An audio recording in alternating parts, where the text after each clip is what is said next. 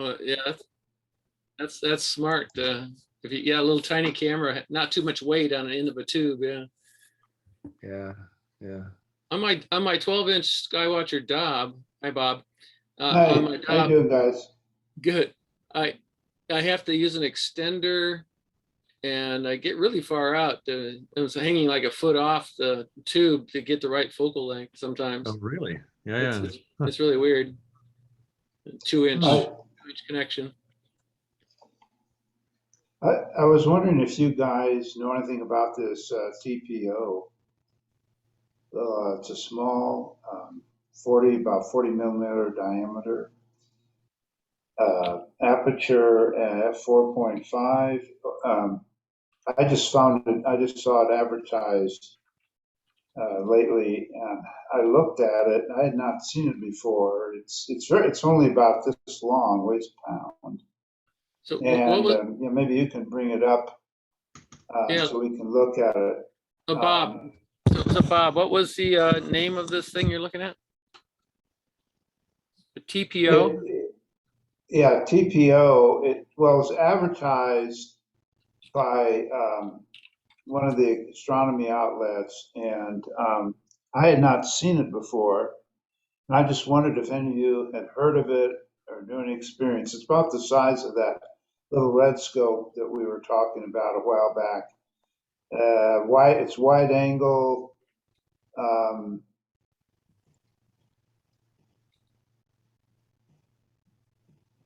Can you still see what's going on here?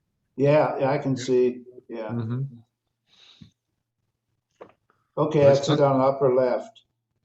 Oh, this Ultra one here. wide. Yeah, right. That's it. Yep. Huh. View product. Ultra wide. Oh, that one. Lens and guide. No. $400. And it's got an APO lens, and all of the reviews of it are really great. So I was wondering if you know anybody that's any personal experience with it. I was thinking about mounting it on my big scope once we get it up in the observatory, so I can get some wide angle, really wide angle views using my ATEC cameras, which would be well suited for this in terms of the pixels. So it looks like a really interesting piece of equipment. How do you mount it? You have to get some rings for it to put it on? You mount it. It has. If you go back, it'll tell you what comes with it. We'll go back. It shows what comes with it. Oh, here. Yeah. Oh, yeah, that's there you go. ring. Yeah. There's the shoe. Yeah, it mounts on standard Vixen, and there's 2 different types of mountings. And it'd be easy to put that on my scope. And then these are back. They're back spacers to adjust it. But I think it's only 40 millimeter aperture, but and then here it shows some. Yeah, you can see some photos here that they've taken with it. It's pretty impressive. How wide a view is this? Is this called the Heart Nebula, or what is this called? I don't know if that's the heart or the rosette. It doesn't, I don't know. I don't recognize the heart. Oh, that's the elephant trunk over there. Yeah. Oh, okay. There are several. There are more pictures if you can get to them. In fact, there's one of the area that we were looking at.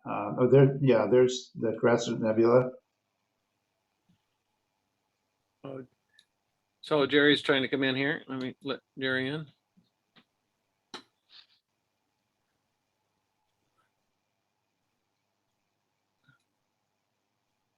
Let's see. Product details. I'm going through it again. Tiny yet mighty. What are you looking at? TPO ultra wide 180 APO.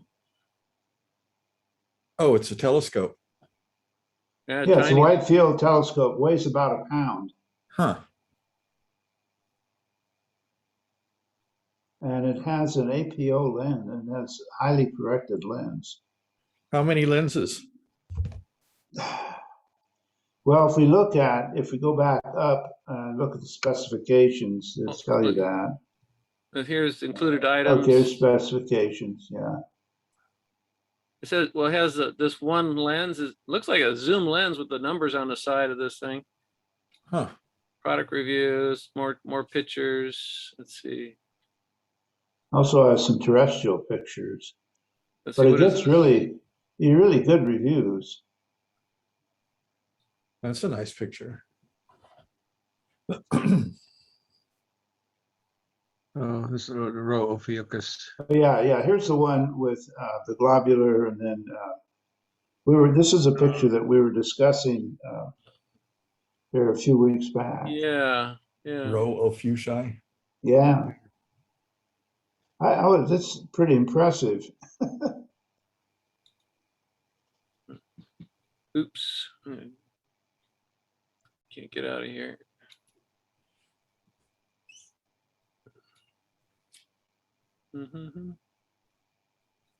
Great little scope. Let's see what kind of mount this guy has here. Great little scope. Can't quite make it out here. I guess it's right here. Okay. Yeah, it's just fastened to into the Onto his camera. I don't know. Maybe it's his camera. His camera then sits on top of the right ascension axis. Yeah. It looks like a very small mount there. Yeah. This looks like a manual mount almost, but Looks like a star tracker. Yeah, I don't maybe. recognize the make of that.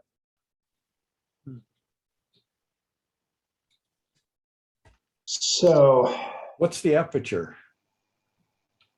80 millimeters? we have to go back and look at the specs. I think it's like 40 millimeters. Oh, okay. So it's about the size of a camera lens. Yeah, 40 millimeter. Yeah, 40 millimeter. Okay. Yeah. F4.5 is adapter for 1.25 inch eyepieces and accessories, which we work with my cameras. I think my Atik camera would be great with this. Oh, it's a triplet. Triplet. Optical Triplet, design. yeah. Triplet. Yeah, it's a triplet. Okay. And it's a triplet, but the lenses are also coated with what's ED? What's that stand for again? It's something dispersion. Extra dispersion. It's something. It's not the coating. That's the type of glass. Enhanced dispersion or something. Yeah, right. Dispersion.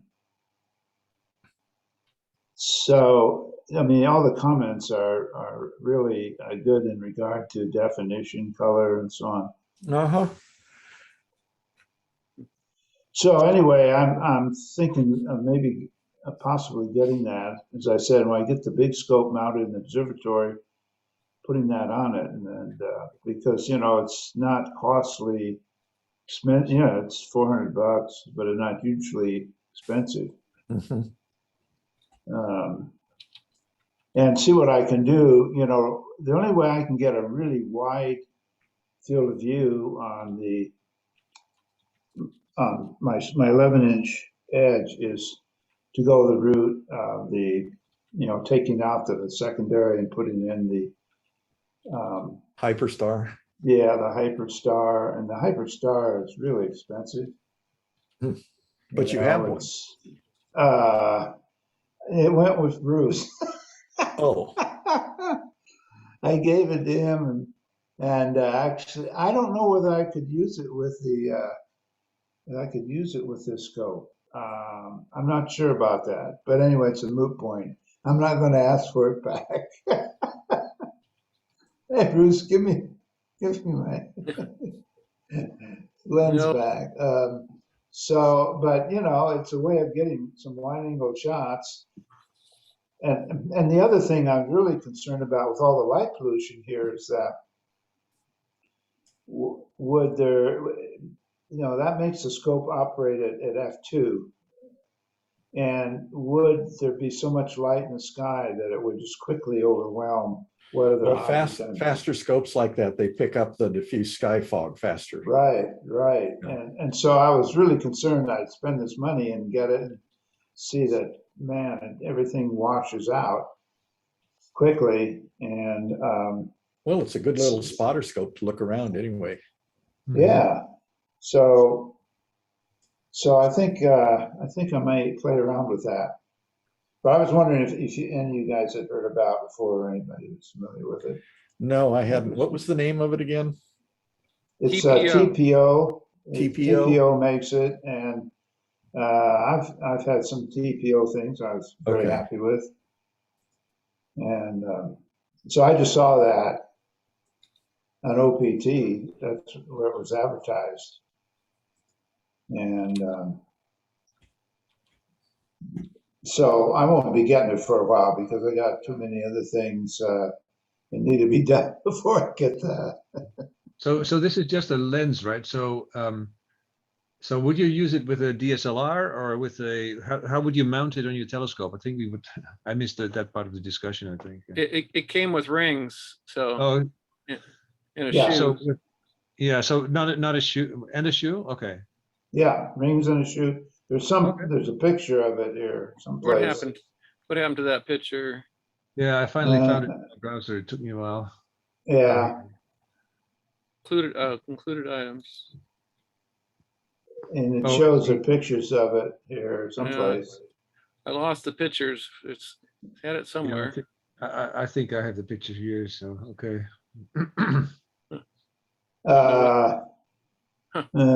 Funny. So Yeah. yeah. Anyway, and Hank, you have spacers. So Yeah, right. if in terms of the focusing issues, Mhm. you give it more back travel, and then you have a shoe it fits on, and so you can hang either a DSLR on it, or you can hang any camera that you can Yeah. modify for 1.25 inches. Does it have a Yeah. helical focuser or something? Is there anything in there or? The focuser, I think, if you get a picture of it back, I think the focuser is up forward. You twist it, and it I Yeah, assume it that's looks the like it's focuser. that dial ring. Yeah, I think that's the focuser there. Helical focuser. So okay, yeah, Yeah. that's what the AstroCat has as well. Yeah, Yeah, I mean it looks fine. It's like it's not a quadruplet though, so the AstroCat is really razor sharp, and that's partly Yeah. because it's a quadruplet, I think. And you can't really fully zoom into those images, but they look very nice actually. So yeah, for $400, it looks like a good deal to me. yeah. Well, it'll be a while before I would get it, but yeah, I'll let you know if I get it. I'll let you know how it comes out. Yeah, it reminded me of this REdcat. Yeah, Yeah, the REdcat's a little bit bigger. It looks like yeah, and twice as expensive. yeah. OPT was also advertising a 62mm scope on their front page for quite a while. It's just and they have a whole bunch of those little scopes now. But I still think that the REdcat is a good one. Yeah, I like the build of it. It's very solid and well made, and yeah, the lens hood that you can just that red piece. It's a fairly sizable one. Of course, it's twice the Anyway. price. Yeah, it definitely is. It's yeah. I have no It regrets. says APO too. Where does it on the REdcat? Where does it say that it's 4 elements? Oh, it's a Patsfall design actually. So maybe it's not 4 elements, but it's Okay, more no, than more than a 4. triplet actually. It's a Patsfall design. So Yeah.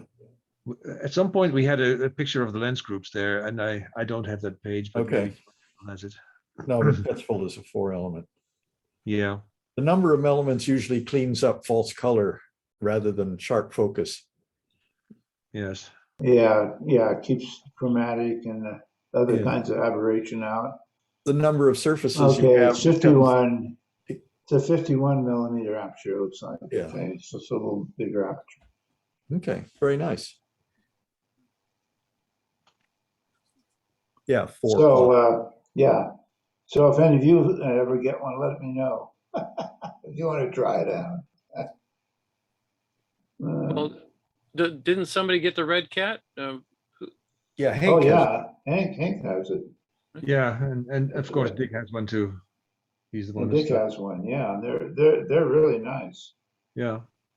They're really nice. Well, you know, Jerry has probably the best telescope ever. I find it here. It's like 93 inches diameter mirror on this thing. Oh wow.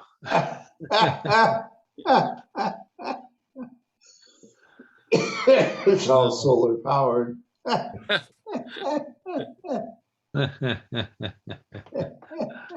Oh boy. That would have won a prize at the RTMC.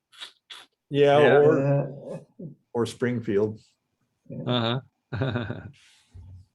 This was actually from an amateur in China. He did this. Really? Yeah. Oh, that's a nano mount. It's I have one of those too. It's a small, it's like an EQ3 style mount. Yeah. I was actually thinking about motorizing the one that I have, because I just got this new, I don't know if you can see it. Oh, well, I'm not in it, but I can show it. I got a new controller. It's an OnStep controller. Anyway, I was thinking I might try that on my little mount. Yeah, I had a small Orion mount, just about that I was using my solar scope that was motorized. And you know the declination axis, it was good. It was like this one, it was manual, but the other's motorized, and that really worked pretty well. I didn't bring it with me. I actually gave it to someone in the club because I didn't think I'd be needing it here.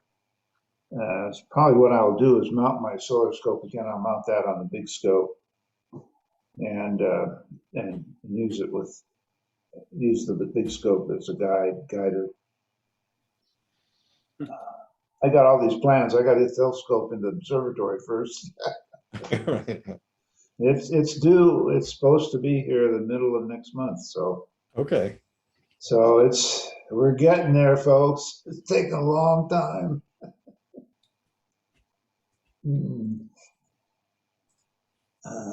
Did you see that little tabletop Orion that I was advertising in the news in my letter, my email letter? There's a link to it. It's pretty cute. And it's just a table, and it only goes in it has a motor in the RA, but it's designed for a tabletop. Let's see if I've got that here right here. So I'll bring that out. I bet you it's the same one I had, but on a tripod. Yeah, it's a little, just a little tiny tripod. So let me see if I can show that.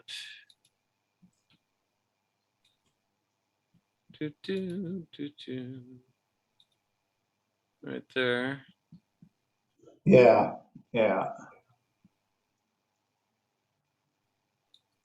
there it is. It's got a little hand control. Yeah. Don't know if it works or not. Haven't tested it. The one I had, it was very similar to that, but just a little larger size. And I just put it on a regular tripod, and it worked really well. It was great. Don't think you could do any auto guiding with it. No, it wasn't. If it's motorized, I bet you can. Well, I don't know how. I mean, to actually do astrophotography with it any length of time, I don't know how well it tracks. Mm-hmm. You know, I don't know. Astrophotography with such a small mount, that's not going to work. Sorry. No, I don't think so. But it was great. I mean, for watching the sun, it would keep the sun's with the solar scope. I used built a solar scope using an Orion. Do you have a picture of the end of the hand controller unit that's at the top of this picture? What kind of cable connectors does it have, if any? See, this, you're talking about this? Yeah, the black hand paddle thing there. Do you have a drawing of it or something, or? Why? What do you, can you see what's going on here? Is that, Well, it's got enough features, it's got fast forward, it's got 2x, 8x, so it's got slewing rates, but it's all manual. So you can, if it has one of those thing that looks like a phone jack in it, then you can hook it up to your computer and you can do guiding on it. And if you can't do that, then you can open it up and find out where the buttons connect, and then you can connect for them and hook that to your computer. I did that with a hand paddle like that for a Vixen GPDX. Yeah, interesting. All I can tell you is that for using my solar scope, with Orion, and then I had the HA hydrogen alpha filter on it. It followed. It kept the sun's orb pretty much centered. I'd adjust it now and then, but it worked really well for that. Yeah. Okay.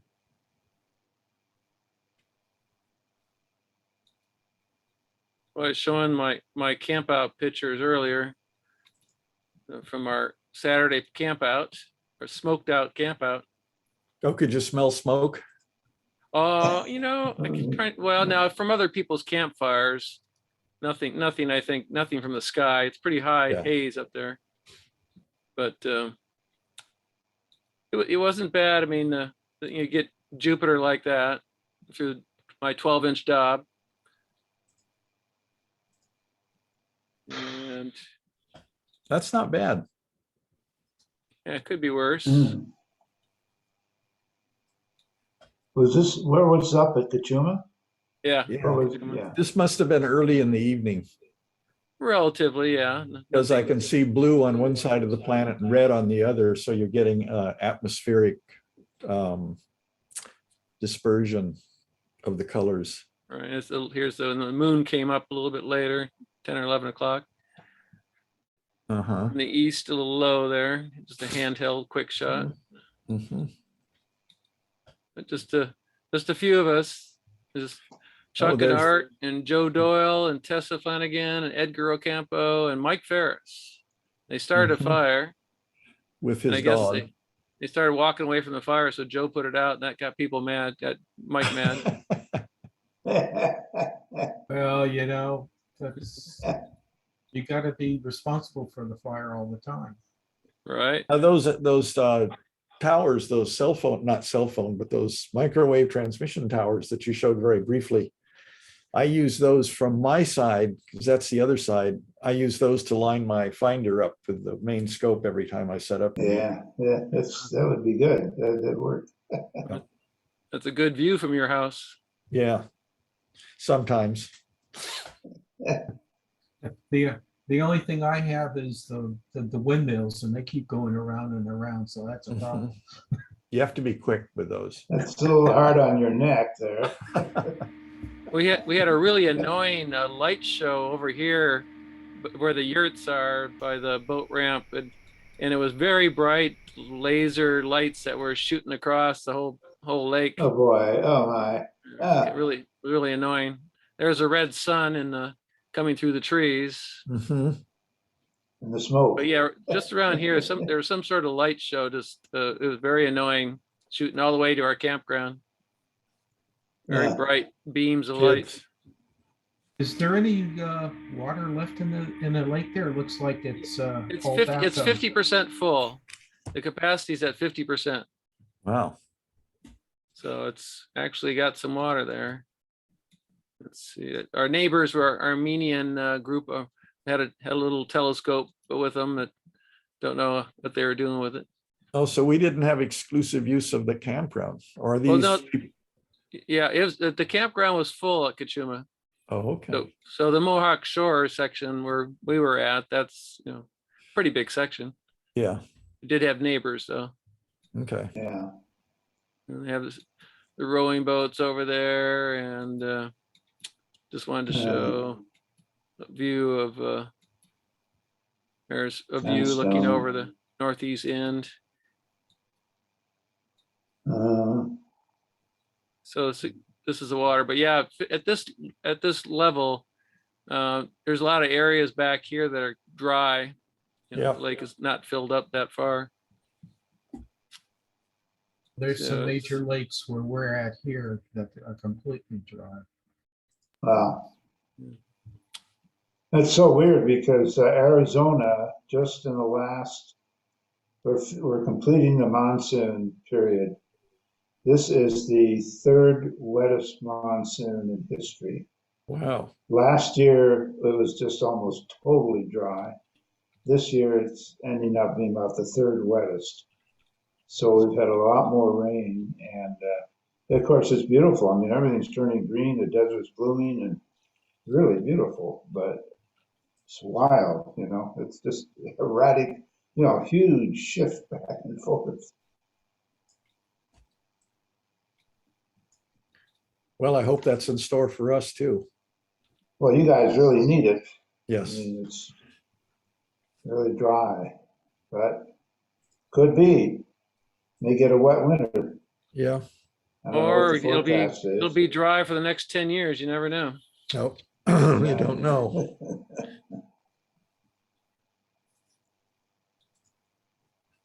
So the smoke is kind of cleared out of our area now, but still it shows the scene is not that good. You guys made it on national television here a couple of days ago. They reported how Santa Barbara was getting smoked out, heavy smoke. Oh, Yeah, interesting. that first day we had the heavy orange sun, and my asthma kicked up from the Oh smoke. man, I could taste it. yeah. Yeah, we're right about here somewhere. What is this map? Oh, fire and smoke map. Okay. Seeing a It lot shows- of smoke. It shows all these air sensors. Like I have a purple air sensor somewhere in here telling you how many parts per million in the 2.5 Yeah, micrometer stuff, and shows you the fires, where the fires are at. But a lot of these fires are already put out. They just show a symbol where 91% contained. There's a recent fire, I guess. Some of them. The sequoias, of course, are right here. But they're yeah. hopefully getting that under control. Yeah. Reverse. I guess wrapping the trees in the aluminum foil really worked. Protected this big sequoias. Yeah, I saw that with heat reflecting blankets they put around them. Yeah. Well, look yeah. at this. This colony fire, 8% contained, 400. No, oh, it's 40,000 acres. 40,000 acres. Mhm. Colony fire. Where is that one? Right in Sequoia. Yeah. That's the Sequoia fire. One of them, yeah. Mhm. Paradise fire, 8,000 acres, but doesn't show contained. 2 hours ago. What? Oh, yeah. Well, here's Sequoia down here. That's Sequoia. That's funny. Sequoia National Park is here, and Sequoia National Forest is down here. The park would be where the big trees are at, right? Right. The parks where the big trees are. Yeah. No, but this is called the Windy Fire. Only 6% contained, 87,000 acres down in the forest, Sequoia Forest. Oh. That's cranking. Hopefully, it all blows to Phoenix. Yeah. Thanks a lot. Thanks a lot. Well, it's only fair you don't have anything to burn out there. Not right around us, but Yeah. up in the mountains, there's a lot. Yeah. They've had a lot of fire, actually a lot of fires this year. And a lot of flash flooding from the denuded landscape, from the fires. That's one of the big threats here during monsoon is the monsoon Mudslides. tends to have deluges, just intense amount of rain for a short period, but it's enough that it gets the downflow off of these areas that have been ravaged by fire, and all the debris and stuff comes flooding down these washes and causes really serious damage and problems and some loss of life. So that's the other side of it, when it really rains like that. But a couple of days ago, we just had all day just a gentle rain, just like a nice, gentle Southern California rain. It's remind me of. That was beautiful.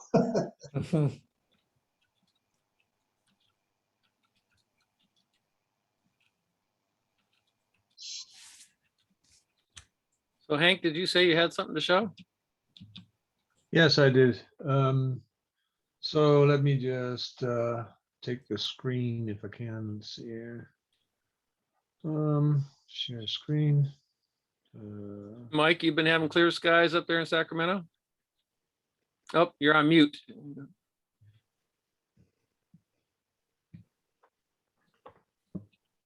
No, we've been having clouds, but no rain, but clouds.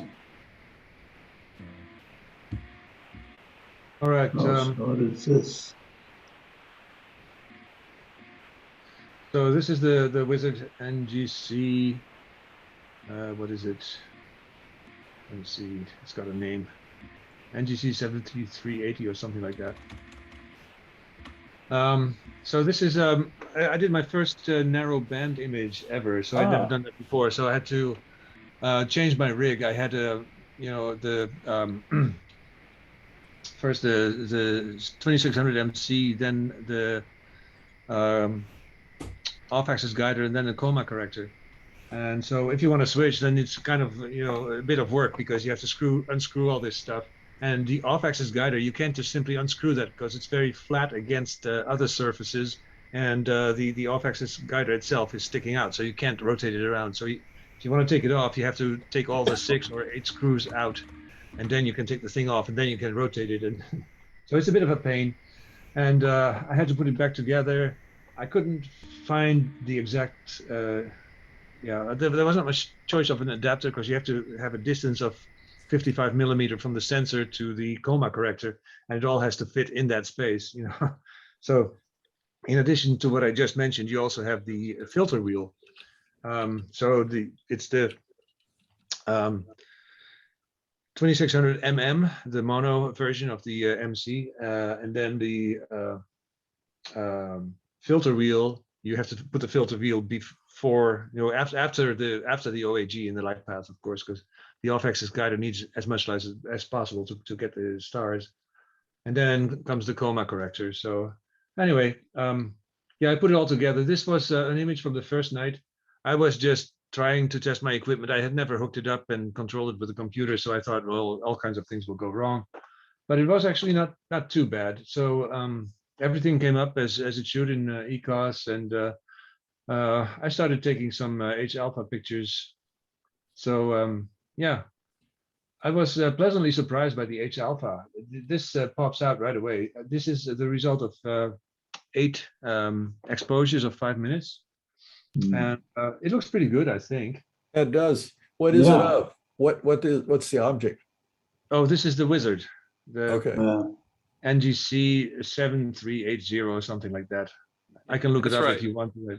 I've got it somewhere. Actually, it should be the names of the lights. Let's see here. If I click on H-alpha. Yeah, NGC 7380. Okay. This is how. Very nice. Yeah.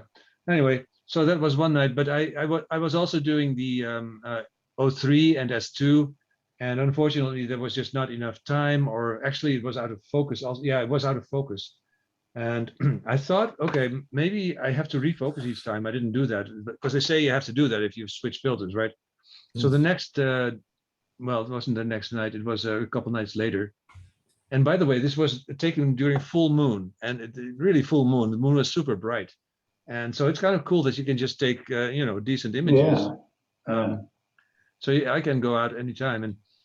And once you have it set up, it's really not that difficult. The whole thing with filter wheels and so on. ECOS works really well. I mean, it presents you with all the options. You can switch filters for the focusing and for the camera, and you know, a few clicks of the button, you don't have to get up from your seat to refocus and all this kind of stuff. So let's see here. This is the next time I tried this target, and here I've got this is the total luminosity. So this is the sum of all the channels, H alpha and S2 and O3, and it shows luminosity. I think the total time was longer, but unfortunately, so what happened was during the O3 session, I was going to do 3 O3s because there's a lot of H alpha and a bit less O3, and there's almost no S2 in there. So I thought, okay, I'm going to take longer sessions. But in the middle of that, the clouds came in, and then they went away again, but they came back, and the S2 session was nothing. So it's basically a bicolor image. And this is the first time that I assembled the colors together. So what I did was I imported all 3 images, all 3 colors into GIMP, and edited them separately. So just, you know, stretch it and remove any gradients and that kind of stuff, and then combine it. So GIMP has this feature that's called compose. And normally, if you take the Hubble palette, you map H alpha to green, O3 to red, I think, or no, to blue, O3 to blue, and S2 to green. No, to red, sorry. And if you do that, then the whole thing turns out pretty much green because it's all H alpha and it looks horrible. So I switched it to red. I mapped H alpha to red, which it is anyway. And I picked blue for the O3, and there was hardly any there. So it's, you know, it's a bit crappy, but I mean, I could play around with it and try some other colors. I think the red is a little too red. But GIMP does let you select what kind of red, so you can actually change the color red that you mix in, and so I could make it prettier. But anyway, this is just my first light for the whole, you know, 2600 mm and filter wheel, and I'm pretty happy with it. It's kind of cool. So what kind of camera is this again that you're using? 2600 mm from ZWO AC20. Oh, ZWO. Yeah. I have the color one. Yeah, I have the color one too. So that's the one I used until now. But I have to say, you know, I'm impressed with how much smaller the stars are with these filters and so on. It's really nice, and the guiding also worked pretty well, I have to say. Oh, and when you combine these colors, what I did was I first combined these the way I described it, and how you map these filters to colors, and then basically combine them. It looks pretty flat, but then you can pull in the luminosity. So the luminosity that it picks was actually the sum of all of them, and you define them as a luminosity layer in GIMP, and that really makes it pop out. So yeah, it looks 3-dimensional. Yeah. So and the stars are, you know, they are bluish, but they don't have weird colors or anything like that. So that's nice. Anyways, it's for a first try, it's not so bad. No, I think it's great. So yeah, I'm kind of hyped. And so Henk, yeah. you're using a filter wheel? Yes, 36 millimeter filters, 7 positions. So I've got a luminosity, RGB, and then H alpha, O3, and S2. You can just buy that as a whole set. I got it from Agena Astro. Yeah. So no, this looks good, and the auto guiding went great. I didn't even polar align it actually. I just plunked the thing back in place as where it was sitting before, and it went fine. So the new construction with the belts that I added to my mount, that also worked out pretty well. So I get much tighter auto guiding, and yeah, this is quite an improvement over the 2600 MC. So Bob, maybe you should get the MM as well. It's kind of fun playing with the filter and all that. Yeah, I've always used color cameras. I haven't used a color wheel. Yeah. You know, and put it together, but yeah, I might do that. It's something new to do once I get to all this other stuff done. Yeah. Yeah, to me, Yeah. it felt intimidating because I already was struggling with the whole, G11 and OnStep and all that stuff, and then the MC was never really happy with it. And I thought, okay, well, mono is going to be 10 times harder, right? But it wasn't. It was actually pretty easy. So once you've got it all assembled and so on, yeah. And another thing you have to think about is that you have to, when you put the off-axis guider on, you have to refocus because the distance is different from because you have the filter wheel in between. So, but you can do this just manually. You just pull it out, pull the mini guide, so the AC, what is it, AC 120 mm.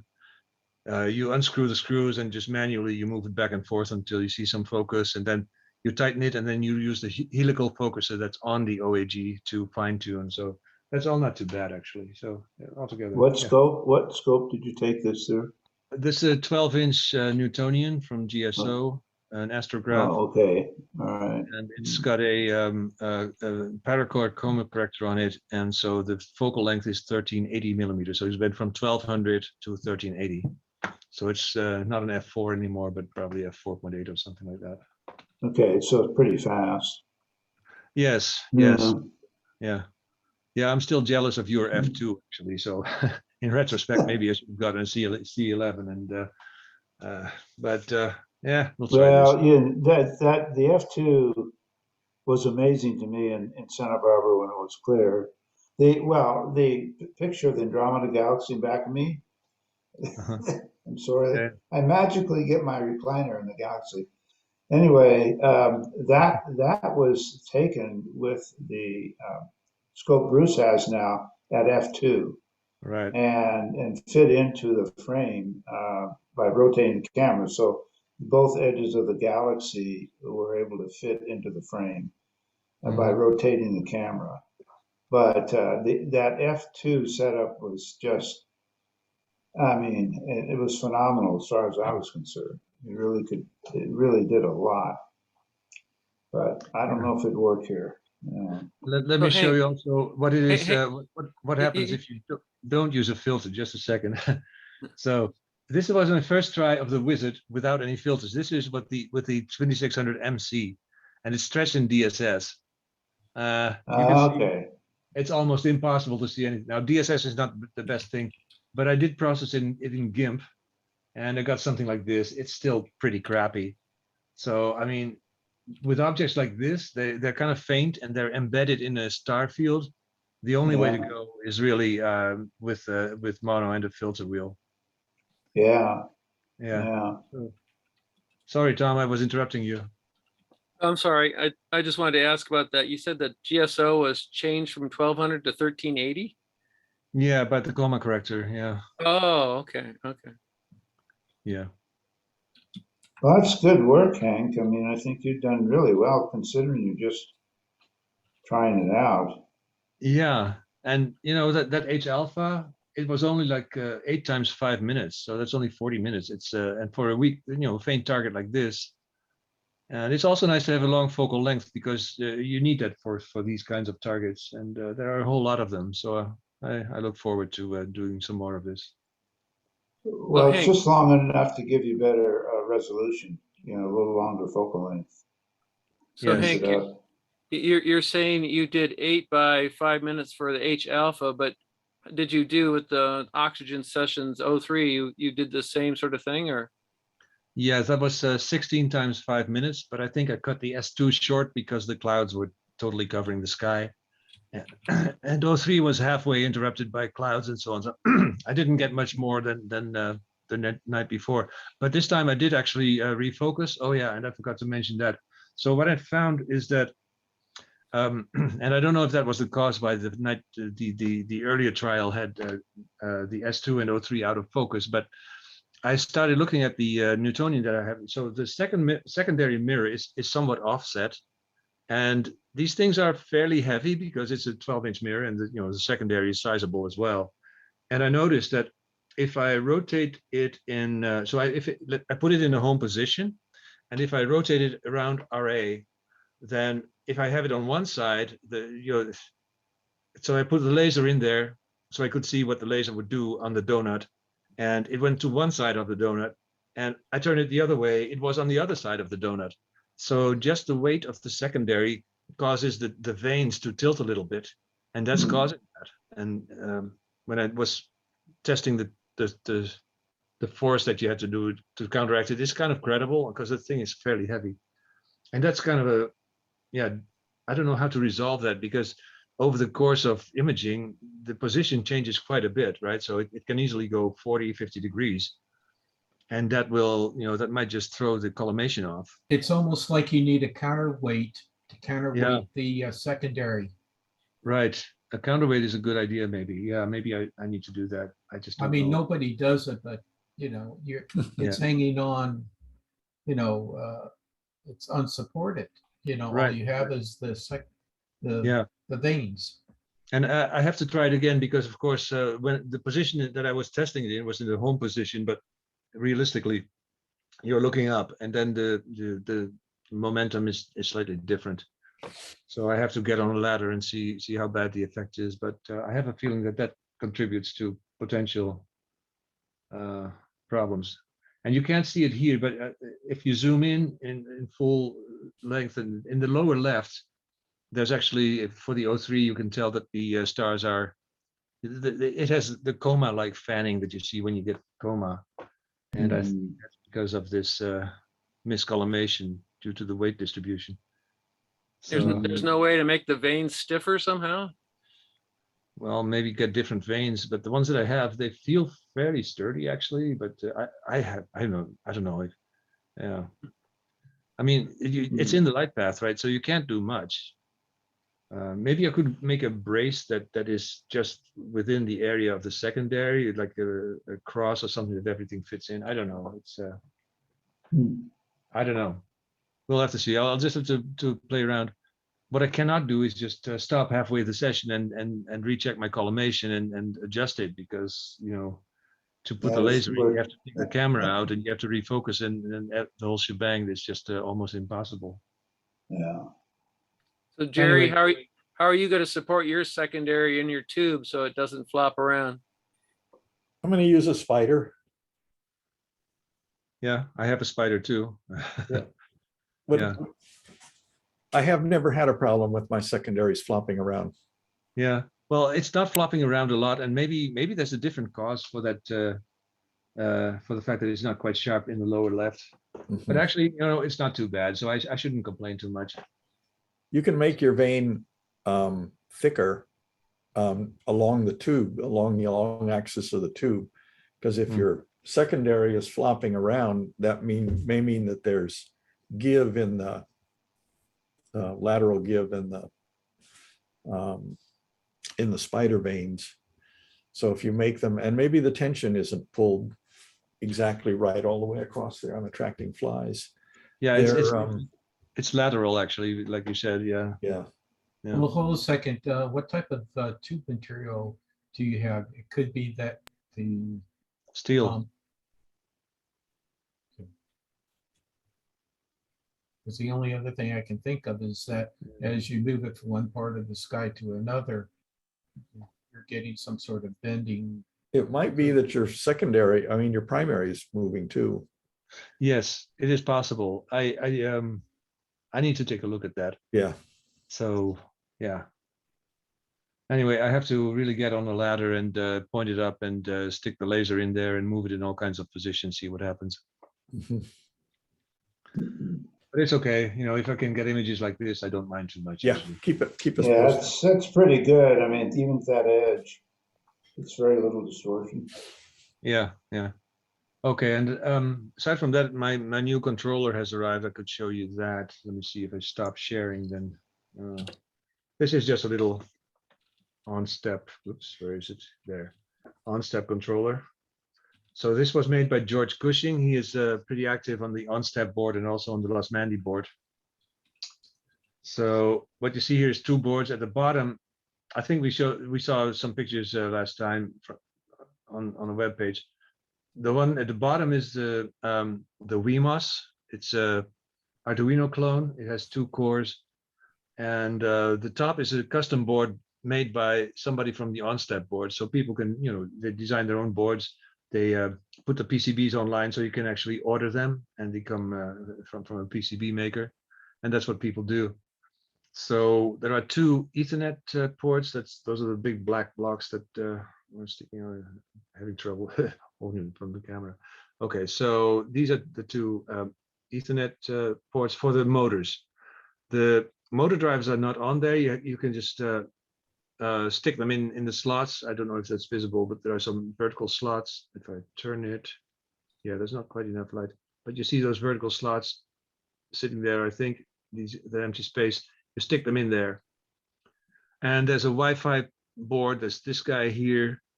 This port here is an SD4, I think. There's also a real-time clock on board, and there are some LEDs for status and so on. So I'm going to try this. It was like $40. The guy put this together for the price, which is not much. So I now I have a bunch of stepper motors. I just need to get, I actually have a few drivers as well, but I would like to have TMC drivers. So I'll try that. And my plan was to try it on the nano mount, which is the EQ3. That you can buy that mount for like $90 at Explore Scientific. Well, you used to. I think they sell it for more now, but it's a nice little equatorial mount. It's actually pretty sturdy, and it works really well for optical. So the only hard part is to attach the motors and all that stuff to it in a way so that you can also undo it, because I don't want to be stuck with those motors, because then I want the manual utility as well.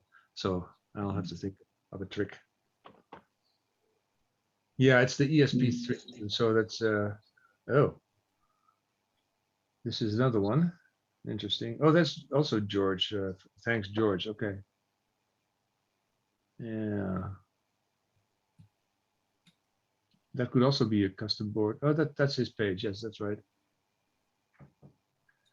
He has two versions of that thing. One with the Ethernet connectors pointing up, and one pointing flat.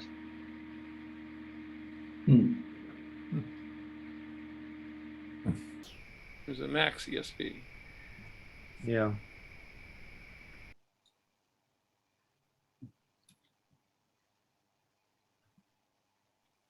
And he did provide me the pin map. So if you have to reflash it again, then you just import the pin map in the Arduino IDE and reflash it with the latest version of OnStep.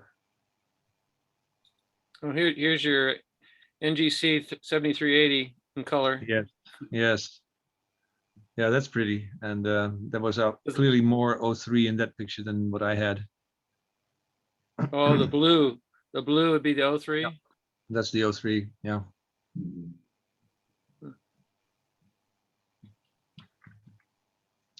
I'm kind of puzzled though. If H alpha maps to green, then I wonder where the yellow comes from, because there are yellow tones in there. Yellow is made by red and green. Yeah. So anyway.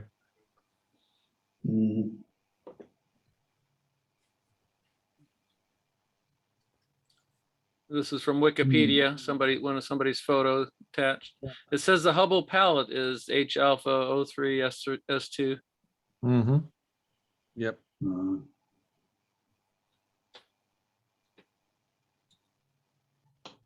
WISE. So WISE is infrared, isn't it? Yeah. Yeah. So there are also all kinds of ways to combine a palette. Some people try to get the regular RGB colors back from these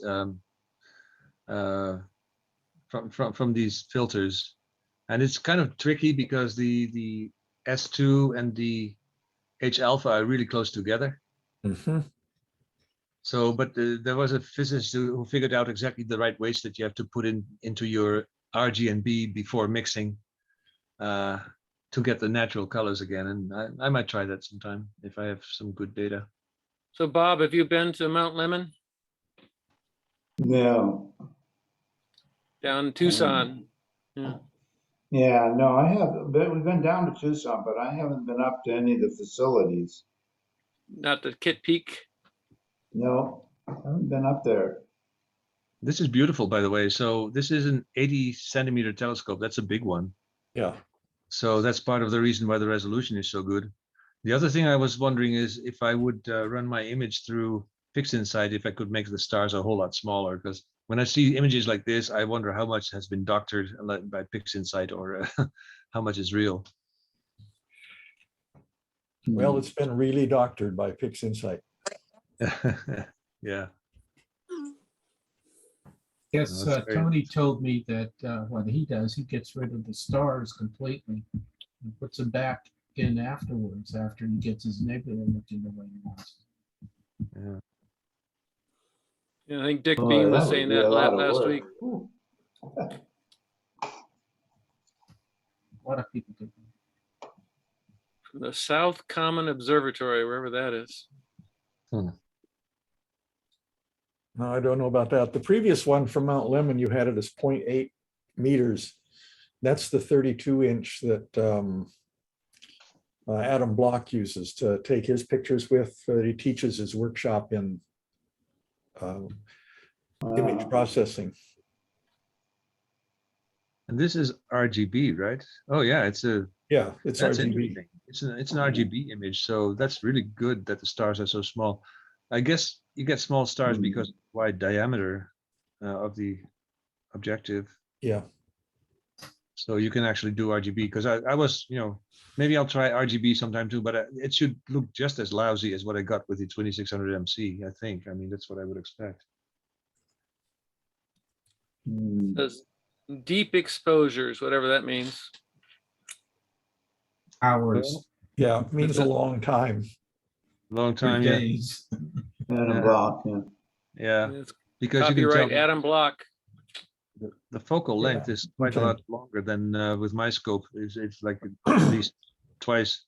This one has like 2500 millimeter focal length or so.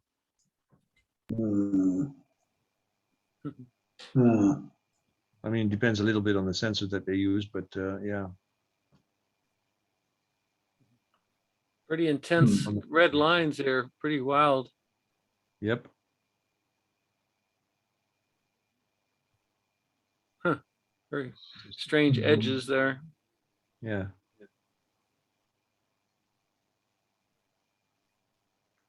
Yeah, that's nice if you have an observatory, then you can leave all your equipment there and you can take this over several nights, Yeah, that's but very handy.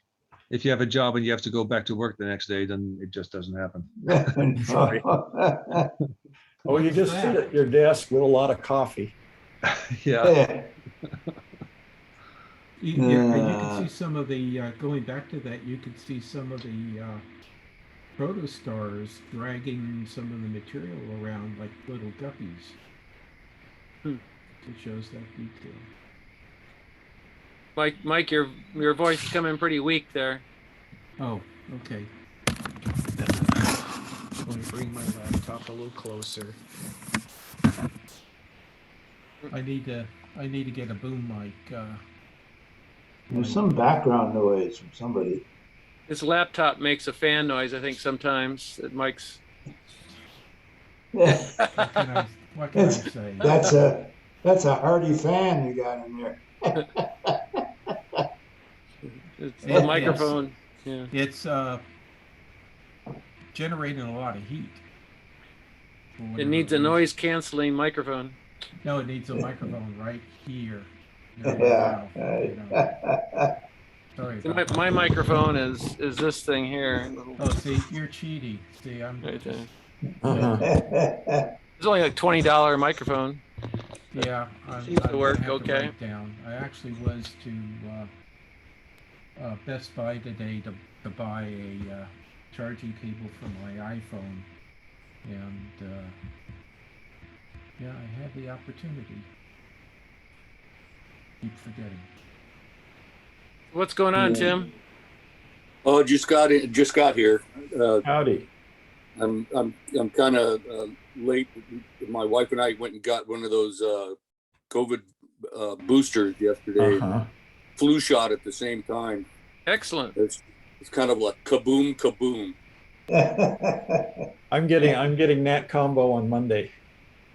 One thing I would tell you guys is that the senior flu shot Yeah. is a larger dose than the common one. Right. They said that the dose had to be up, and Yep. why I don't know, but it's Because our immune system isn't as agile as it used to be. yeah. Yeah, So that's right. it hit my wife pretty hard. She just crashed right now. She didn't sleep from 1 a.m. last night till morning. So, and I think my body mass is a lot greater, so I was able to probably absorb everything. But I'm laying low tonight, tomorrow. I'm just knocking off on everything. By the Smart. way, Jerry, I haven't forgotten that you have that some of the grinding supplies. Yeah. I'll get in touch with you and Send me your address and I'll drive it over. yeah, sure. That's fine. Okay. Speaking about address, your Tim, your old place now is what, a motorcycle place or some sort of No, it's the guy's he's a bike mechanic, and I never went and visited him. I think the guy's name is Brian, but I guess he does good work and he's always open. And I think you guys are more of the bicycle guys. I don't know much about it, but he really does a lot of really high end work on the wheels and spokes and all that stuff. So when he came into our lab, he really said, "This is perfect for me. I'm not going to really make any changes."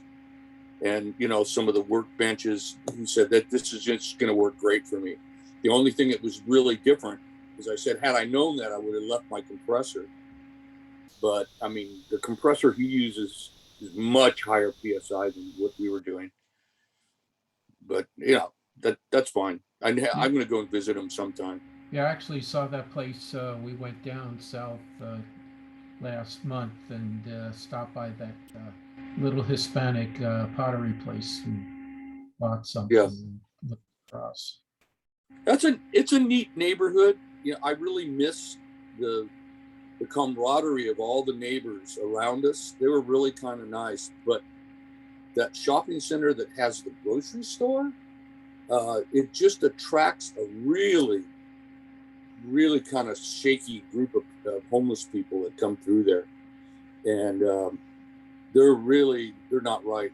They're just not right. They're not right. Yeah, I went over to Jensen's Guitar there to buy some strings, and there was some lady out in the parking lot just screaming, and they tried to get her to stop, and she started flipping everybody off. And I've just seen that too often down there. It's a shame. Mm. But No. we had to, they have that Los Agavas across the street from us. I mean, Trader Joe's up the street. There's all kinds of really cool stuff there. State Street used to have that kind of atmosphere about it, and now it's just ruined. I don't even go down there. So Henk, is this your 7-position filter wheel, a ZWO? Looks pretty familiar. Yeah, that's the one, I think. Yeah, $300. Yeah, looks reasonable. I forgot how much the filters were, but it's not super expensive. The 36 millimeter are not too expensive. Yeah, one unpleasant thing about this version, at least the one that I got, was that every filter was just a round piece of glass, and you had to put it in place, and then there was a little plastic gasket with 3 screws each. So each filter had to be screwed in, so that, I mean, it's a bit of work, but That's so they don't fall out when you tip the camera. Right. But I read that nowadays they come with thread, so they come with you can just thread them in place. Much better. Yeah. I've got to go and get off-axis guider for my camera. So. Yeah, I totally got used to the off-axis guider. It actually works fine, and it's part of so you screw it all together in just one thing, and that you put it on your scope, and you're done. Once you got it set up one time, and you don't have to mess with things. And also, if you have a rig that has all the wires that go into it, because I have now 7 cables or something like that go into all the stuff, put it on the scope right nearby, like with this Medusa rig that I did, and that saves a lot of time. It's just just plug it in and you're done. Mhm. So these are the 36 millimeter things you had Yes. to put on? Yes. And I don't know if this is because of the 36 millimeter, because I think the ones that you can screw in are 2-inch ones, but I don't know. Could Well, that's be. because your sensor's smaller, so they probably Okay. opted for smaller filters, right? Yeah, and this is just about as small as you can get, I believe. But of course, I checked this before I bought it. It's all ZWO, so they have recommended sizes and they know what you can get. So yeah, this all fits nicely together. Jerry, do you have a filter wheel for your systems? I have 2 cameras that have filter wheels on them. They're made by QSI, Quantum Scientific Instruments. Yeah. I've had them for several years, probably over a decade. One of them has got a spider infestation, and I keep thinking I get all the spiders out of it, and then some new webs and silhouettes show up. Yeah. So at first I was afraid that my computer couldn't tell which one is which. So you have to, each of these slots has a number on it. Yeah. And so I put the luminosity in one, and then RGB in 2, 3, 4, and so on. And then you hope that ECOS has a way of mapping that to whatever, that you can, and ECOS lets you do that. And then I was wondering, okay, well, when I put it together, I hope it doesn't slide, because that thing just moves around. There's nothing that holds it. But it turns out that there are infrared sensors in the wheel itself, so that's how it lines up the wheels themselves, and it works very, very well. So my fears were unfounded, and I didn't want to believe that it worked, and I couldn't hear anything moving, so I had to put my ear really close to the filter wheel before I heard anything. And Mine's like that. Matter of Yeah. fact, I took it apart one time and looked in and watched while I moved Yeah. the filter wheel. Yeah, it's pretty quiet, but Yeah. it works. Yeah. Oh, Bob Richard, I got to ask you a question about Andromeda that's showing behind you. That's Andromeda. Is that M32 that's away from the center of Andromeda? Is that 110 behind your image in the background?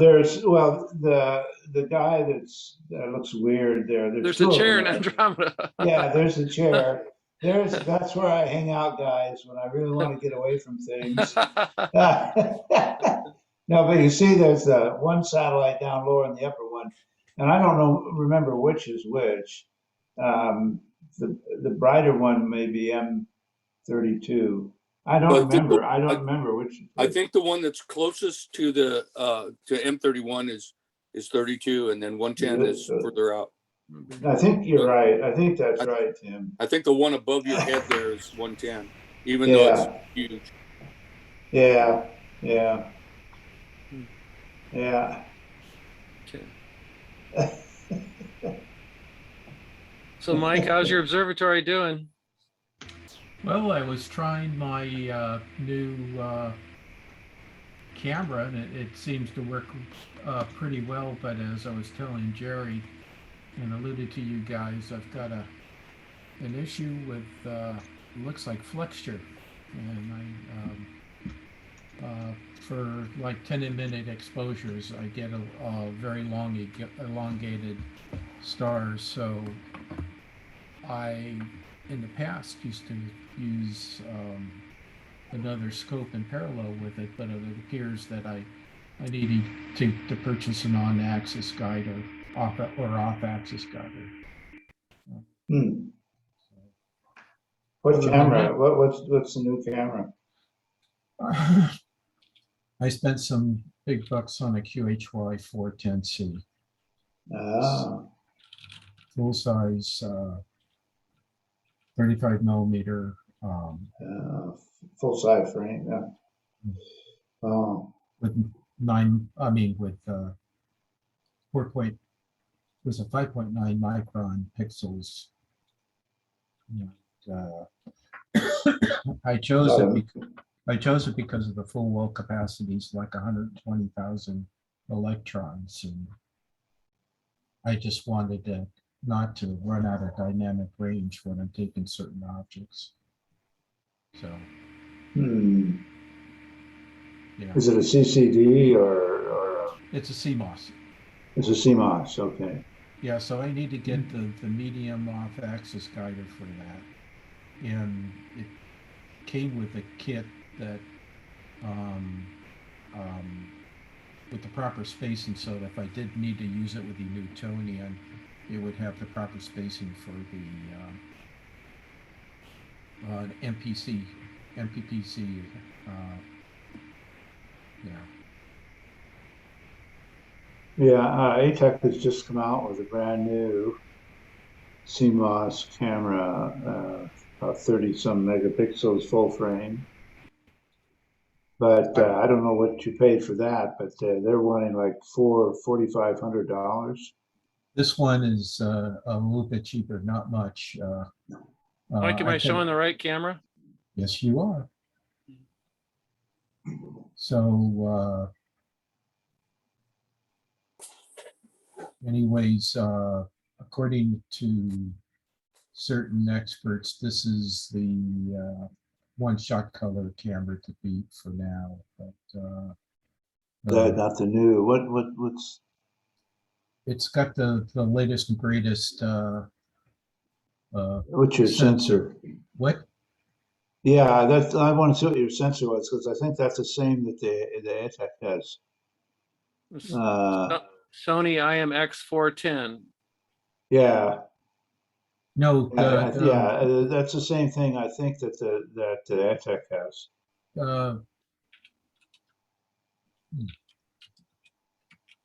How do those attach to your scope? I use the camera comes with a 2-inch adapter, so I put it in my GMI focuser. I can't think of the name of the new camera. This is not it here. No, the one that you're talking about is 36,000 pixels or 60,000 pixels, Yeah. and they're smaller. Okay, let me see. Tell you which one it is here. That don't. So can you go down further? That's the APX60. The APX60 is their new one, large format CMOS, Yeah, that's it. and that works with their Infinity software, which stacks internally. And guy drooling over that camera because I think their Infinity software is fantastic, but it's a lot of money. It's a lot of money. 61 million pixels. That's right. But the pixel size is smaller. Yes. And its full well is 51,000. So. Is that the same sensor, CMOS? No. That Sony? It's a different one. A different one. Sony's the 410. This is the 455. Well, the Sony makes both sensors, but yeah.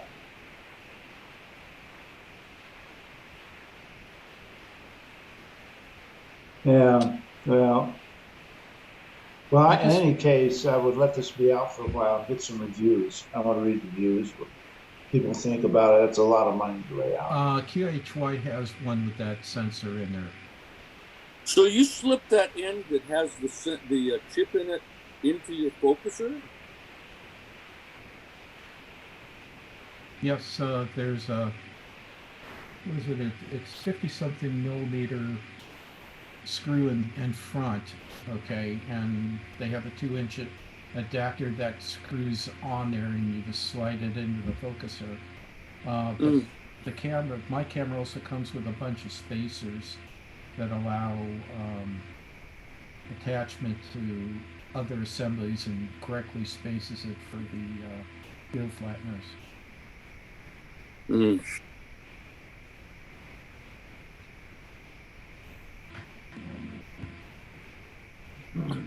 And bringing that to a focus, there's no problems with from going from scope to scope. You said you have spacers, so those spacers are important to get the proper distance from. Well, it's the the field flatteners are designed to operate with a certain back focus. Like this one here that Jerry loaned me, this one needs like 100 millimeters. Whereas most of the other ones only require 55. And so in the case of HenkA's, he's got attachments. It works out to be that you can just place it in there, the back focus. So Yes. And you So- probably have to deal with an off-axis guided too, right? If you get an off-axis guided. I need to So- get one because Yep. it's they trail. You know, I've been getting like with the Misu around half arc second RMS accuracy, and you can see the long. It goes from for like 1 or 2 minutes, it's a nice round circle. You go to 5 minutes, and it's an oblong, and then it's a small streak when you go to 10-minute, because this camera can take exposures that long and not get saturated. So Right. So you have to, if you buy an off-axis, then you need a large one for your full frame. So I can get away with what they call a medium-sized one. Okay. So, yeah, they're not super expensive. I got a QHY one. Yeah. And I have the medium sized, and that works. But yeah. So by the way, one thing about this off-axis guider, the hard part of it is that you have to arrange the prism in the center of the long side of the sensor, right? And last time I worked with the color camera, I had to use shims, and so when I started working with the mono first, after I put the filter wheel and everything, I couldn't get them aligned, so I started using shims again. Then I took outside, and the shims fell out, and the whole thing was flopping around. And so I had to go back inside, take it all apart, start over again. Eventually, I found that without shims, it worked actually fine. So I got it. But you have to screw it pretty tight, and that's also tricky because when I started out with just taking the old configuration apart, there were a few connectors, and one of them had a connector in it that I had to take out, and I couldn't get it done. So I first made some boiling water in the microwave and put the bottom part of the connector in so that it would expand. It didn't come out. Then eventually I put it in the freezer, and after maybe 15 minutes, I put my hand around it, and that worked. So the inner part of the connector came out, and it's a pain. So if you have to screw it really tight, then you just have to hope that it comes apart again. If I have a male-to-male 42 millimeter in the camera, if that one gets stuck because of what I've done, then maybe I have to put the whole camera in the freezer or so. I'm not looking forward to it. So yeah, you don't want to switch too often. It's just back. Once it's, anyway, yeah. I remember Joe Doyle was polishing a mirror and got the tool in the mirror stuck. And he did everything. He put that in, he put it in hot water. That's supposed to, your upper part is in the hot water, and the upper part, the lower parts are going to be, well, the lower part's in hot water, and the upper part's just room temperature. Nothing worked. He put it in the freezer. He finally got a 2x4 and actually I remember that. pounded it apart without breaking it. I actually He was lucky.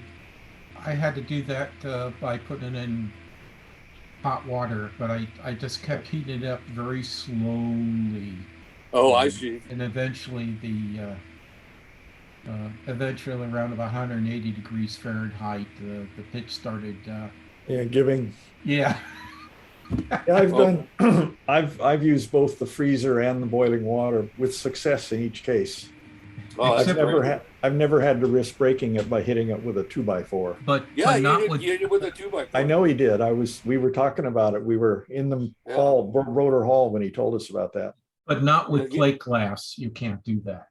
No. Only Pyrex. Yeah, he had Joe, in the one mirror that Joe made, he he did quite a bit. I mean, he's really a go-getter, and not only did he make the mirror, but I think he made a scope. He made a daub that he brought to a meeting, that we built for him right there in front of the people. And we literally built the daub and while he was giving his speech. And after all the pitfalls that he went through, including that when he got the mirror and tool stuck, he said, "That's it, man. One mirror, I'm good for that. I'm done." He's never going to do another one. Oh well. I've never done that. You don't know what you missed. Yeah. Yeah, You're I- missing a lot because it takes a lot. It's a very Zen experience. I'm now finished with that guitar, so I'm going to be, French polishing it. And now I'm going to go after that 8-inch. I've got a 16-inch blank waiting for me that was pre-ground to an F4, and What's it made out of? Pyrex. Okay. When I bought that sucker, Jerry, it's the best piece of Pyrex that I've ever seen. There's literally no bubbles in it, nothing. It's clean. I got it from the guy down south, Newport. in Newport Glass. I got it from Newport Glass, and I don't know whether they did the pouring there. They do a lot of that themselves. But man, I got a great price on it. Since then, it's gone way up. But I think I spent like $400 on it. Huh. Pre-generated curve, everything. It was an amazing price. But I've gotten a few years older now. I don't even know if I can pick that thing up.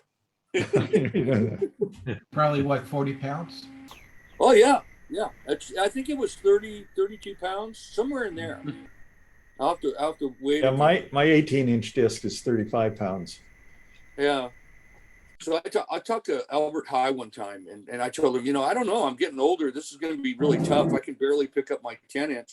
And then he started talking to me about all these innovations he made, and his whole optical assembly, lower box and everything.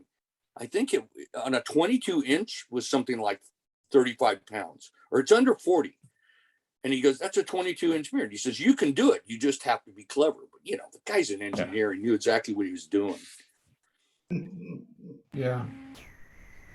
I was telling Jerry a couple days ago about something I'm going to do with my COVID scope, and that is to move the pivot point much higher. There you go, 35 pounds. Yeah. Wow. I'm going to move it higher such that you don't have to go in a chair when it's pointing towards the horizon. Because at the last star party I was at, some lady wanted to look at Jupiter, and it was so low to the ground that she fell off the observational chair. Oh no. Yeah, they had a hard time getting up because it's only like 1 or 2 feet off the ground. Yeah. You're way down there. So I'm thinking of just moving it all up, lightening the bottom part of it and putting a counterweight on top so that as it rotates, it's maybe almost like a Naismith point, I'm getting older, and The balance on those, when you start getting down, 25 degrees and lower, you really got to be careful with the balance. I was up at Westmont and I had I don't know, I think it was my scope. The one time I brought it, and I walked away for 1 minute and came back and it was on the ground. I think it just fell down. The counterweights are really important. And also the trusses. That's another thing Albert High was talking to me about. He had all those trusses figured out. And I could literally have my red laser on it to collimate it, and I can see the laser dot in the center, the paper ring at the center of the mirror. As I slewed it down, you can just see it walk. Those trusses, they really flex.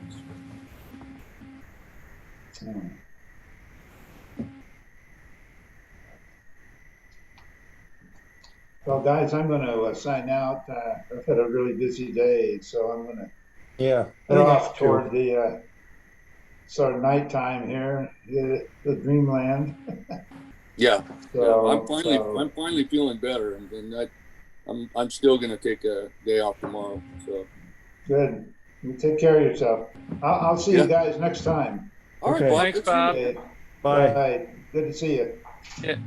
It is time to drop out unless anybody has some final answers, questions. I have one picture I can show you, and I emailed it to you about a half hour ago.